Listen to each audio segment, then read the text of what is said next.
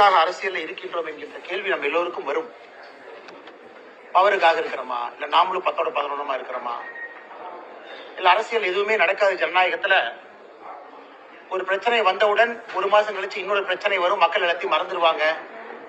அண்ணே கொஞ்ச நேரம் பேசாம இருங்கண்ணே, சேர்ல உட்காருங்கண்ணே, கொஞ்ச நேரம் பேசாம சேர்ல உட்காருங்க. ஒரு பிரச்சனை வந்தவுடன் ஒரு மாசம் கழிச்சு அடுத்த பிரச்சனை வரும், இதை மறந்துட்டு அடுத்த பிரச்சனைக்கு போயிடும். அப்புறம் பாரதிய ஜனதா கட்சி ஏதாச்சும் கையில் எடுத்ததுன்னா ஹிந்தி திருப்புன்னு சொன்னாங்கன்னா அதை ஒரு மாசம் நாங்க ஹிந்தி திருப்பு இல்லைன்னு சொல்லுவோம். வடக்கு தெற்குன்னு சொன்னாங்கன்னா ஒரு மாசம் நாங்க வடக்கு தெற்கு இல்லைன்னு சொல்லுவோம். பாதி நேரத்தில் நானே என்னை இந்த கட்சியினுடைய தலைவராக கேட்டிருக்கேன், உண்மையாலுமே நம்ம தமிழ்நாட்டில் அரசியல் தான் பண்ணிட்டு இருக்கோமா? நாம செய்யக்கூடிய அரசியல் மக்களுக்கு பயன்படுதா, இல்ல சித்தாந்தம் சித்தாந்தம் என்று தொங்கிக் கொண்டு ஏதோ ஒரு விஷயத்தை பேசிட்டு இருக்கிறோமான்னு பல இடத்தில் நானே எனக்கு கேள்விகள் கேட்பேன். இன்று காலையிலிருந்து எனக்கு நான் கேட்கக்கூடிய கேள்விகளை முக்கியமான கேள்வி, நான் அரசியலே தொடர வேண்டுமா என்கின்ற கேள்வி. தமிழகத்துல பட்ட பகல்ல ராஜ்பவன்ல இருந்து 1.5 கிலோமீட்டர் தொலைவுல அண்ணா யூனிவர்சிட்டிக்குள்ள ஒரு பில்டிங்க்கு பின்னாடி, அதுவும் குறிப்பாக இந்த கிறிஸ்துமஸ் இரவு எல்லோரும் பேட்ரோல்ல நைட்டு மாஸ் இருக்கு, ஸ்பெஷல் மாஸ் எல்லாமே. 2 குழந்தைங்க ஸ்பெஷல் மாஸுக்கு போயிட்டு வர்றாங்க, போகணும்னு நினைக்கிறாங்க, அந்த இடத்துக்கு போகணும்னு நினைக்கிறாங்க. அந்த குழந்தைகளை எந்த அளவுக்கு கொடூரமாக சித்திரவதை செய்து எதற்காக ஒரு பெண்ணாக இந்த பூமியிலே பிறந்தோம் என்று சிந்திக்க வைக்கும் அளவுக்கு ஒரு கொடூரமான செயல் சென்னையில நடந்திருக்கிறது. அது வழக்கம் போல அது அரசியல் ஆயிடுச்சு. அதனால் பாரதிய ஜனதா கட்சி இதை வன்மையாக கண்டிக்கின்றோம் என்று சொல்வதை விட எங்களுடைய அரசியல் பாதையை தீர்மானிக்க வேண்டிய தருணமாக இந்த நிகழ்வை நான் பார்க்கின்றேன், கருதுகின்றேன். தமிழகத்துல பெண் குழந்தைகள், பெண்கள் பாதுகாப்பா இருக்காங்களான்னு கேட்டீங்கன்னா நிச்சயமா இல்லை. அவர்கள் மீது நடக்கக்கூடிய குற்றங்கள் ஒரு நாள் அதிகமா தான் இருக்கு, எப்பவுமே குறையலைங்க. இதை பொறுத்தவரை முக்கிய குற்றவாளி திராவிட முன்னேற்ற கழகத்துல ஒரு பொறுப்புல, கைதை பகுதியில ஒரு பொறுப்புல, வட்ட பொறுப்புல இருக்கக்கூடிய ஒரு ஆள். அதுவும் ஏதோ முதல் குற்றம் இரண்டாவது குற்றம் கிடையாதுங்க. குற்றம் செய்து வெளியே வந்து பல குற்றங்கள் இருக்கக்கூடிய ஒரு ஆள் திமுகவிலே தன்னை இணைத்துக் கொண்டு இந்த மாதிரி முக்கியமானவங்க பக்கத்துல ஒரு புகைப்படமோ அவங்க பக்கத்துல இருப்பது போல முகநூல்ல பதிவு செய்வதற்கு ஒரு புகைப்படம் தேவைப்படுது, அந்த கட்சியில ஒரு பதவி தேவைப்படுது.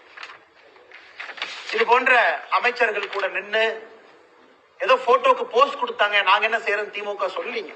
இவங்க போட்டோக்கெல்லாம் போஸ்ட் கொடுக்கல.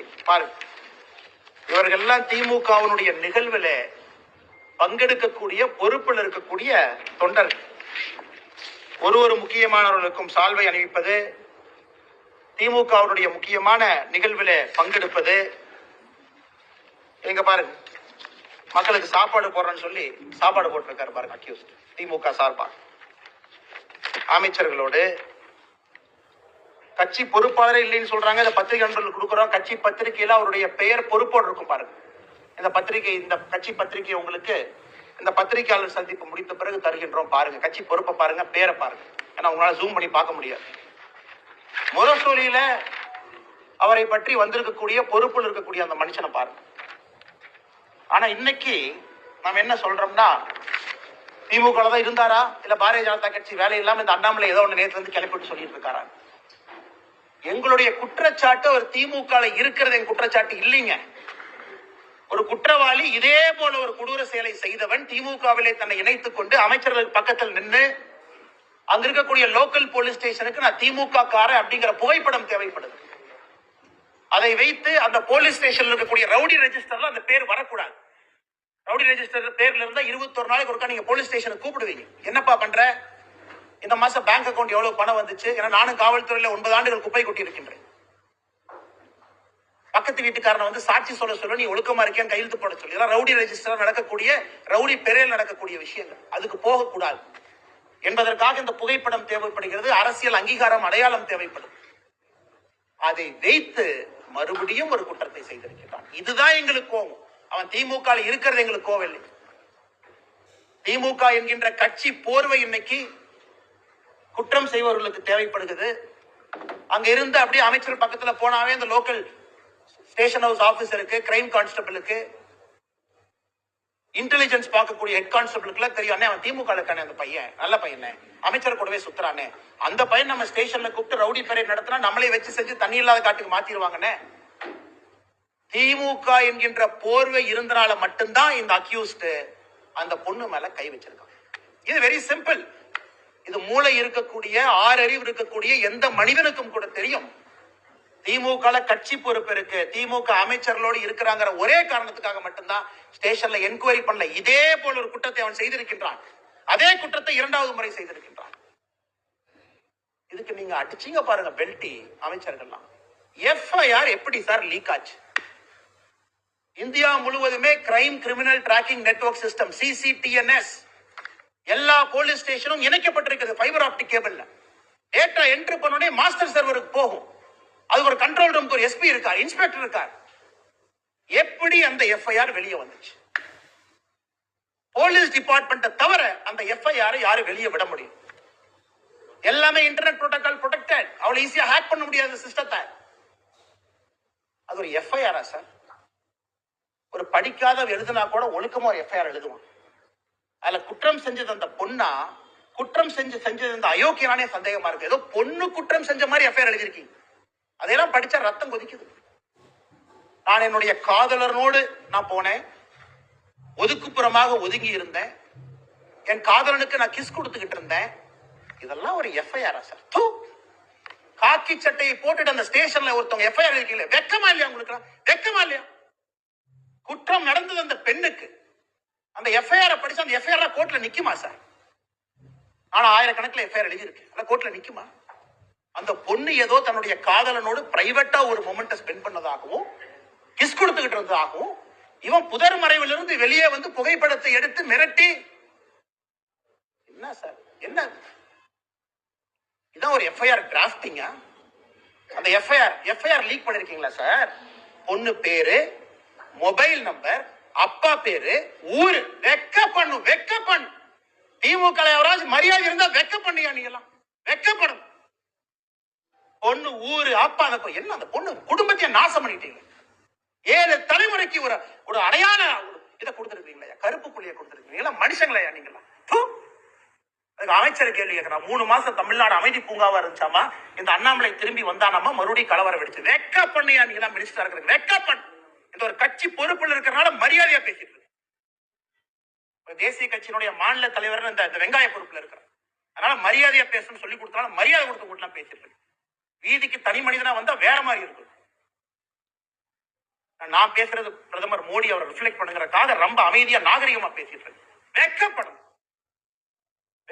திமுக இருந்தா நான் சொல்லியா? திமுக பொறுப்புல அவன் இருந்தனாலதான் போலீஸ் ஸ்டேஷன் அவனை செக் பண்ணல. அவனை போலீஸ் ஸ்டேஷன்ல செக் பண்ணாதனாலதான் அவன் தைரியமா வெளியே வந்தான். அந்த எஃப்ஐஆர் படிச்சா ரத்தம் கொதிக்கல. நம்ம ரத்தம் கொதிக்குது. என்ன எஃப்ஐஆர் டிராஃப்ட் பண்ணிருக்கீங்க? என்ன எஃப்ஐஆர் டிராஃப்ட் பண்ணிருக்கீங்க? கேட்டா தமிழ்நாடு அப்படி இருக்கு, இப்படி இருக்கு. கேட்டா வடக்கு தெற்கு மயில், வடக்கு தெற்கு எத்தனை நாளைக்கு அந்த இளவுல சாவறது? எத்தனை நாளைக்கு சாவறது? 60 வருஷமா வடக்கு தெற்கு. நாளைக்கு காலம் இன்னும் ஆரம்பம் பண்ணுவாரு திமுக. டாக்ஸ் கொடுக்கல, மயிர் கொடுக்கல, மட்டை கொடுக்கல. அது உட்காந்து காலங்காத்தால பிரஸ் மீட்ல வேலை இல்லாம நானும் பேசிட்டு இருப்பேன். இவ்வளவு கொடுத்தோம், இவ்வளவு டாக்ஸ் அளந்து கொடுத்தோம், இவ்வளவு அள்ளி கொடுத்தோம். மக்கள் பிரச்சனை யாராச்சும் பேசுறோமா ஐயா? தமிழ்நாடு அரசியல மக்கள் பிரச்சனையை பேசுறோமா? காரி துப்புரமா இருக்கு அரசியல், காரி துப்புரமா இருக்கு. அதனால்தான் இதற்கு ஒரு முடிவு கட்ட வேண்டும் என்று முடிவு செய்திருக்கின்றோம். இந்த அரசியல் நீ ஆகாதுங்க, இந்த அரசியல் ஆகாது. ஆனால் மாநில தலைவராக, இந்த கட்சியினுடைய தொண்டனாக நான் ஒரு சங்கல்பம் எடுத்தேன். ஐயோ கட்சினா வந்து ஆர்ப்பாட்டம் பண்ணுவாங்க. எத்தனை ஆர்ப்பாட்டம் பண்றியா? சென்னையில ஆர்ப்பாட்டம் பண்ண போனா முன்னாள் ஆளுநர் அரெஸ்ட் பண்ணி உள்ள வச்சிருக்கேன். நாயை பிடிக்கிற மாதிரி பிடிச்சு. மாநிலத்தினுடைய துணைத் தலைவர் கருணாகராஜன், எங்களுடைய சகோதரர், எத்தனை டைம் பாரதிய ஜனதா கட்சி எத்தனை டைம் அரெஸ்ட் பண்ணுவீங்க? நாங்க எங்களுக்கு தனியா எங்களுக்கு வீட்டுக்கு ரோடு போடுங்க ஆர்ப்பாட்டம் பண்றோமா? இல்ல எங்க வீட்டுக்கு தண்ணி, சிறுவாணி தண்ணி வரலைன்னு ஆர்ப்பாட்டம் பண்றோமா? கைது பண்ணி நைட்டு 11:30 வரைக்கும் டாய்லெட் இல்லாத மண்டபத்துல பார்த்து அடைச்சு வச்சு எத்தனை சித்திரவதை தொண்டாங்க பண்ணி அறிவிப்பாங்க. அதனால இன்னி உங்களுக்கு இந்த ஆர்ப்பாட்ட வேலையெல்லாம் இல்லை. இன்னில இருந்து நாங்க வேற மாதிரி தான் உங்களை டீல் பண்ண போறோம். நாங்க ஆர்ப்பாட்டம் பண்ண கலெக்டர் ஆபீஸ்க்கு வருவோம். எங்க ஆளு எல்லாம் காலங்காத்தால 8 மணிக்கு கிளம்பி வருவாங்க. நீங்க அப்படியே ஒரு 1000 போலீஸை போட்டு நாயை பிடிக்கிற மாதிரி 2 பேர்த்த பிடிச்சிட்டு போலாம். நாளையிலிருந்து ஆர்ப்பாட்டம் அப்படி கிடையாது. ஒரு வீட்டுக்கு வெளியே ஆர்ப்பாட்டம் நடக்கும். நீ 10,000 போலீஸ் இறக்கிய பாத்திரலாம்.